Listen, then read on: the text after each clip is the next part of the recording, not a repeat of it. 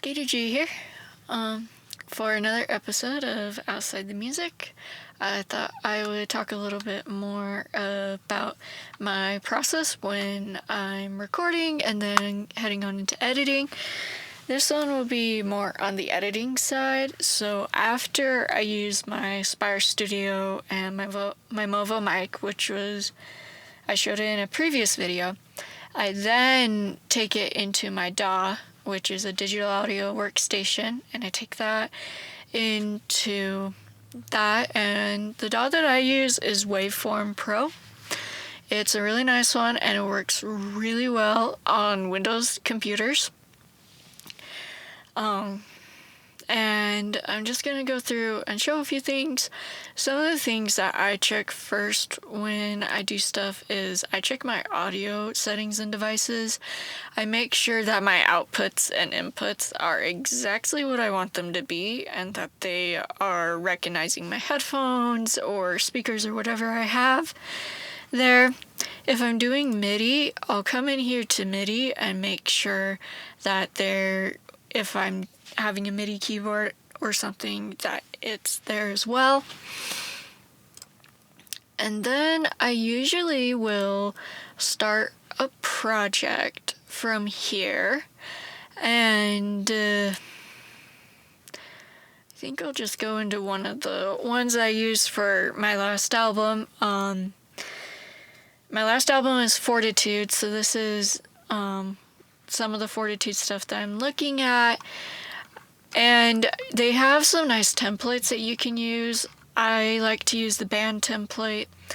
And so what that gives me is it gives me the drum section already. It will give me a couple of guitars, some keys, vocals, some sound effects, a reverb bus track as well. And I can add tracks as I go, like this warm guitar here. I would have added that, named it myself. And I can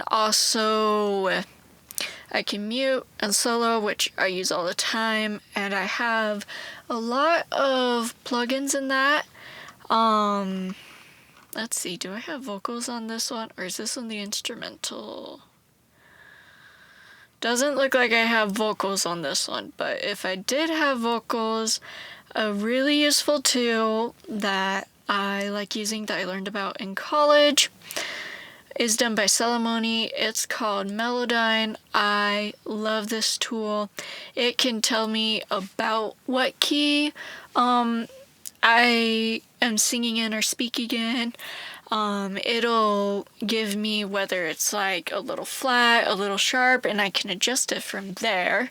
So I can do a little bit of auto-tune. I really love that. I don't much use the auto-tune methods, but I do use it for helping me with other things. And yeah, I can have equalizers on here and reverb. I can loop things, I can add fade in and fade out. So really, I just go into here and I turn all the tracks that I record into the sound that I want. I usually have a few reference songs, which was something else I learned at school as well, was to have a few references to go off of, to have an idea. Something else before I forget, I also have a mastering plugin, and this masters my songs, and I can mess around with the volumes or different things. I can have it with all the volumes and the equalizers. I can put what I want in front to be the most foremost thing. I can pull stuff in the back as well. I can put stuff off to the side and make it a wider sound, so I really create like this big room of sound and that.